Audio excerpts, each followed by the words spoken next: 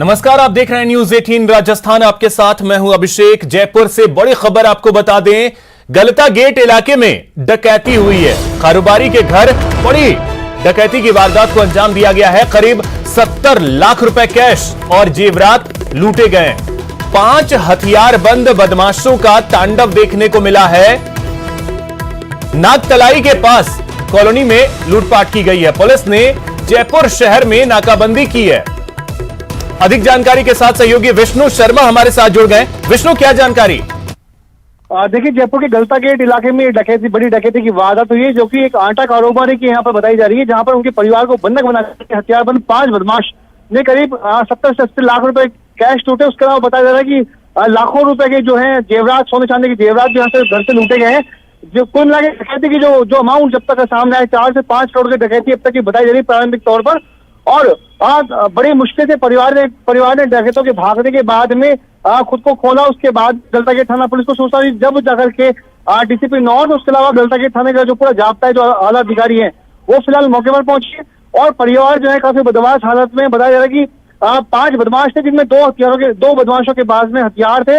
और ये सभी बदमाश पूरी वारदात को अंजाम देने के बाद में एक कार से वहां से भाग निकले और करीब 70 से 80 लाख रुपए का जो कैश बताया जा रहा है। जी, तो अभी तक जैसा जानकारी भी मिली है कि नाकाबंदी की गई है, तो पहचान कम से कम हो पाई है बदमाशों की या नहीं?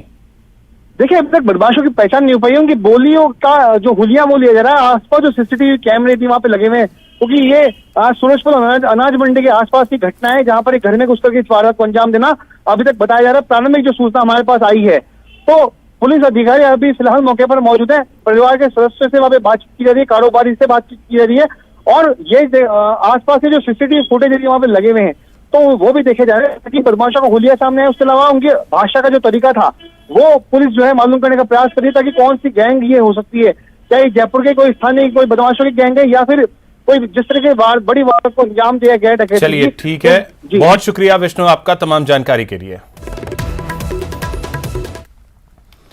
जोधपुर पुलिस की एक बड़ी कार्रवाई देखने को मिली है। अवैध हथियारों के खिलाफ यह बड़ी कार्रवाई की गई है। 6 देसी पिस्टल, 44 कारतूस, 2 खाली मैगजीन बरामद की गई हैं। पुलिस ने 3 आरोपियों को गिरफ्तार किया है। हिस्ट्री शीटर अशोक बटेसर को हथियारों की सप्लाई करनी थी। हत्या के आरोपी के इशारे पर यह सप्लाई की जा रही थी। आपको बता दें कि जोधपुर सेंट्रल जेल में बंद डबल मर्डर आरोपी रामदेव जाट और पिंटू के इशारे पर हथियारों की सप्लाई की जा रही थी। जोधपुर पुलिस ने अवैध हथियार तस्करों की गैंग का खुलासा करते हुए 3 बदमाशों को गिरफ्तार किया है। पुलिस ने बदमाशों के कब्जे से 6 देसी पिस्टल, 44 जिंदा कारतूस और 2 खाली मैगजीन बरामद की है। DCP waste doctor Amrita Duhan ने बताया कि पुलिस की टीम को सूचना मिली कि जेल में बंद भीलवाड़ा में पुलिस कांस्टेबल के डबल मर्डर का आरोपी बदमाश रामदेव और हत्या के आरोपी पिंटू उर्फ भरत के मार्फत हथियारों की बड़ी खेप जोधपुर आने वाली है, जिस पर पुलिस ने टीम बनाकर बदमाशों को गिरफ्तार किया और अवैध हथियार बरामद किए।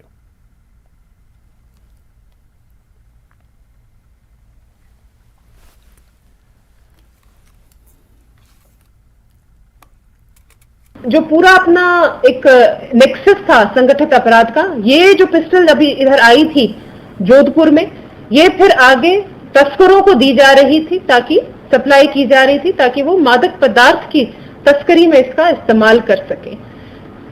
ये संगठित अपराध के विरुद्ध जिला ईस्ट की लेखराज जो एसएचओ महामंदिर है, उनके द्वारा बहुत बड़ी कार्रवाई की गई है। और इससे कहीं ना कहीं अपराधियों में भय जरूर होगा और इसमें अपराध में अंकुश, संगठित अपराध में अंकुश लगेगा।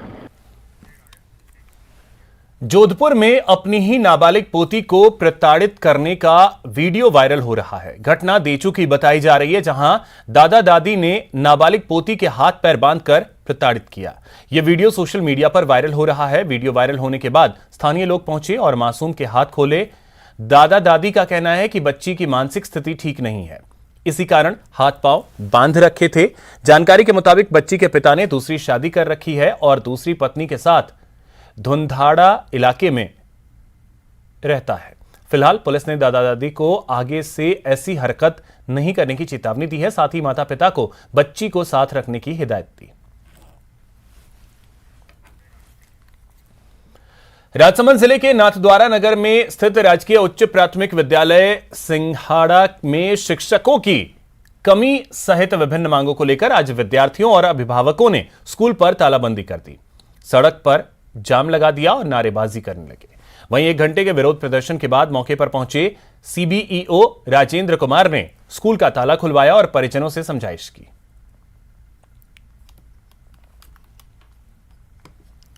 तो हमने उनको बोला भी प्रोसेस चल रही है, हमने भेजा हुआ है तो किताबें आ जाएगी, और स्टाफ का भी पूछ रहे हैं तो स्टाफ के बोल रहे हैं अभी इंटरव्यू हो रहे हैं, आ जाएंगे। अब आएंगे कब तक ये कुछ नहीं कह सकते।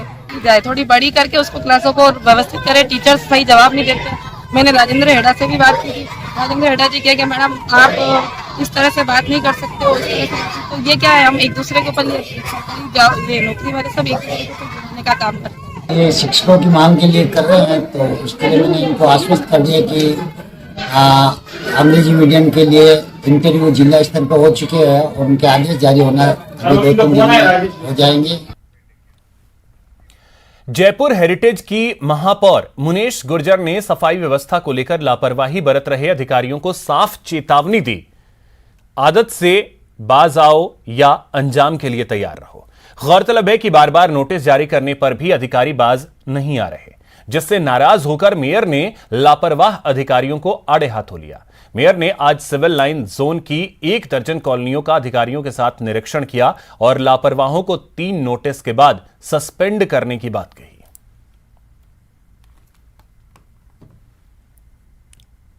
समय जयपुर की बहुत बुरी हालत है और लगातार सफाई की शिकायतें बढ़ती जा रही थी, डिपोज की शिकायतें बढ़ती जा रही थी, इसीलिए मैंने ये दौरा रखा है और मैं सफाई से बिल्कुल नाखुश हूँ। मैंने डीसी साहब को भी कह दिया है कि इस तरीके का काम नहीं चलेगा और अब जो भी अधिकारी कर्मचारी किस प्रकार की लापरवाही करेगा तो उसे नोटिस दिया जाएगा।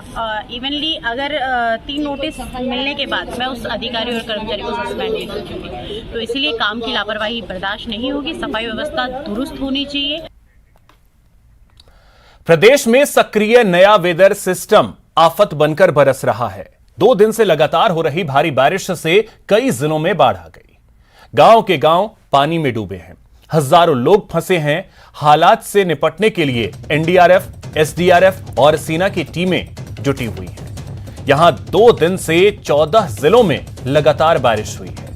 झालावाड़ में सबसे अधिक 11.3 इंच बारिश रिकॉर्ड की गई। जयपुर में मंगलवार को दिन भर बारिश होती रही।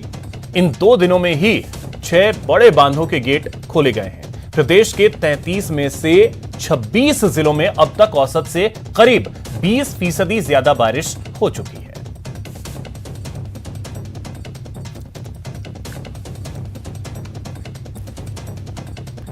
झालावाड़ में पिछले 2 दिनों में हुई भारी बारिश के बाद वहां जो बाढ़ की स्थिति बनी है उसी का जायजा लेने के लिए आज पूर्व सीएम वसुंधरा राजे सांसद दुष्यंत सिंह के साथ झालावाड़ पहुंची। झालावाड़ के पुलिस लाइन स्थित हेलीपैड पर भाजपा नेताओं और विधायकों ने पूर्व सीएम वसुंधरा राजे की अगवानी की। इससे पहले वसुंधरा राजे ने हेलीकॉप्टर से झालावाड़ और बारां जिले के बाढ़ प्रभावित क्षेत्रों का हवाई सर्वे किया। इसके बाद उन्होंने झालावाड़ के डाक बंगले पहुंचकर जिला स्तरीय अधिकारियों के साथ बैठक की और जिले में बाढ़ के लिए राहत कार्यों को लेकर फीडबैक लिया। 3 दिन से लगातार बारिश हो रही है। अब थोड़ा सा पानी रिसीड हुआ है, जबकि जब ये मध्य प्रदेश के गेट्स बंद हुए हैं तब से थोड़ा फायदा इस एरिया के अंदर भी हुआ है। बताते हैं लोग कि कल रात को 10 बजे से लेकर 4 बजे के अंदर अंदर पानी रिसीड हुआ है। परंतु अगर इससे सीख लिया जाए, सरकार अगर इससे सीख ले और फिर थोड़ा सा इसके बारे में इसका एनालिसिस कर ले ताकि अगली बार ऐसी परिस्थिति कभी ना हो, उसकी अगर वो बैठ करके इंतजाम करे तो मैं समझती हूँ कि बहुत बड़ी बात होगी। कोटा में बीते 24 घंटे में बारिश कम होने से लोगों ने राहत की सांस ली है। जिन इलाकों में जल जमाव हुआ था वहां धीरे धीरे पानी उतरने लगा है। कोटा बैराज से जहां कल 5 लाख क्यूसेक पानी छोड़ा जा रहा था, वहीं अब 13 घंटों से सिर्फ 2.5 लाख क्यूसेक पानी की ही निकासी हो रही है, जिससे चंबल में पानी के वेग में कमी आई है। जायजा लिया हमारे संवाददाता ने।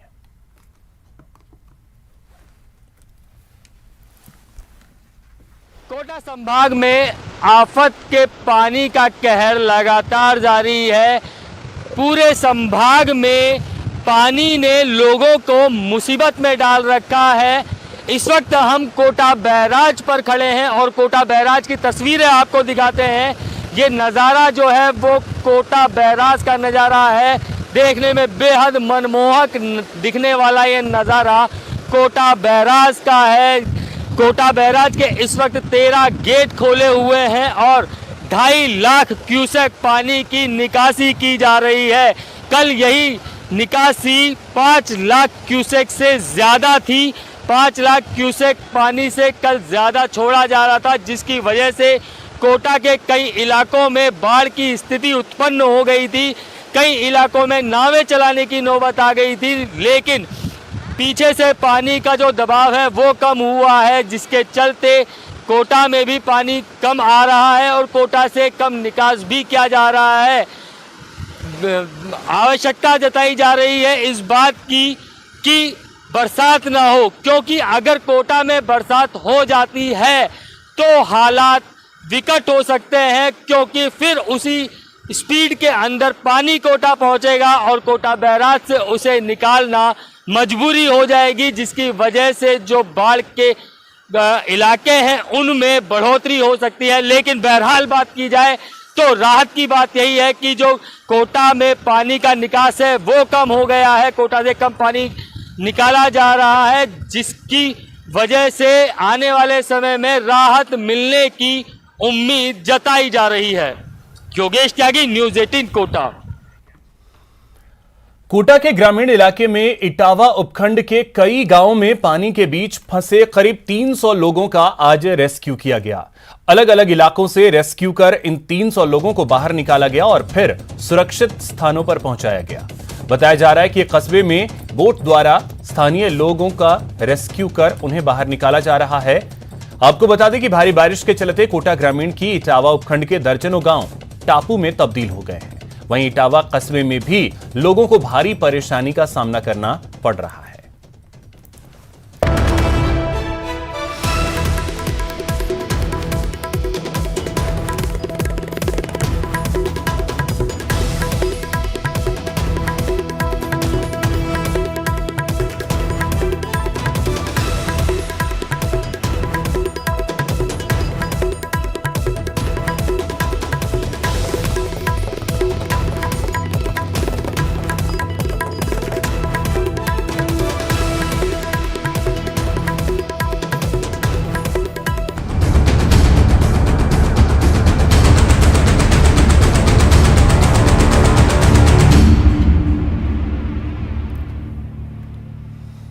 ब्रेक के बाद आपका स्वागत है। एक बड़ी खबर आपको बता दें, बाड़मेर से जहां पर 2 बाइकों की आमने सामने की टक्कर हुई है। बाइक सवार 2 युवकों की मौके पर ही मौत हो गई है।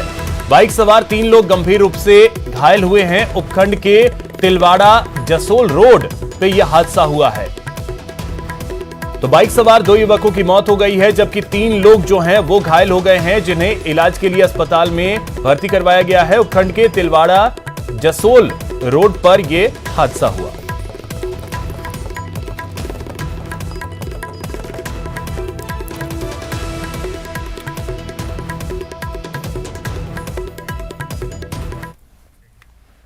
जयपुर के HCG कैंसर सेंटर में सॉफ्ट टिश्यू सार्कोमा के दुर्लभ कैंसर की सर्जरी सफलतापूर्वक कर ली गई। मिली जानकारी के मुताबिक गंगानगर निवासी 55 वर्षीय राजरानी पिछले कई महीनों से छाती में दर्द से परेशान थी। 3 महीने से उन्हें सांस लेने में भी परेशानी हो रही थी। कई निजी अस्पतालों में घूमने के बाद राजरानी HCG कैंसर सेंटर पहुंची। यहां डॉक्टर अभिषेक पारीक और उनकी टीम ने प्री ऑपरेटिव सिटी स्कैन करवाई, जिसमें चेस्ट वॉल से जुड़ा विशाल ट्यूमर पाया गया। बायोप्सी के माध्यम से पता चला कि राजरानी सॉफ्ट टिश्यू सार्कोमा नाम के दुर्लभ कैंसर से जूझ रही हैं। खास बात यह कि ट्यूमर 25 सेंटीमीटर से भी बड़ा था। मुश्किल को चुनौती के रूप में लेकर डॉक्टर अभिषेक पारीक ने और उनकी टीम ने राजरानी का सफल ऑपरेशन कर दिया।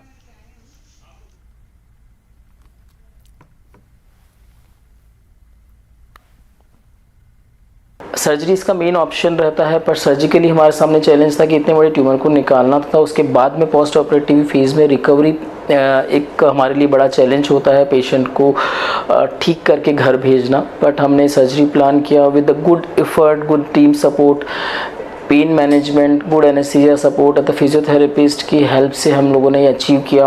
पेशेंट कम्प्लीटली क्योर्ड है। अभी उनकी जो रिपोर्ट है उसके accordingly tumour is completely removed and according to the tumour report अब आगे हमें फर्दर किसी ट्रीटमेंट की ज़रूरत नहीं है। रेगुलर फॉलोअप हमने उनको एडवाइस किया है। राजस्थान सरकार का राजस्थान डिजीफेस्ट 2022 एक अवसर और मंच प्रदान करता है नए व्यवसाय, उद्योग जगत के नेताओं, मेंटर्स को अपने लक्ष्य को प्राप्त करने के लिए डिजीफेस्ट 2022 में कॉड विद्या के संस्थापक श्री शिवराम जी को युवा उद्यमियों को प्रेरित करने का अवसर मिला। श्री शिवराम जी ने युवा उद्यमियों में अपने वक्तव्य से ऊर्जा का संचार किया। उन्हें बताया कैसे अपने लक्ष्य को हासिल करने के लिए अपने स्टार्टअप की शुरुआत करें और किस तरह आगे बढ़ें। कोड विद्या को शिक्षा के क्षेत्र में नवाचार के लिए राज्य सरकार ने प्रोत्साहित किया है।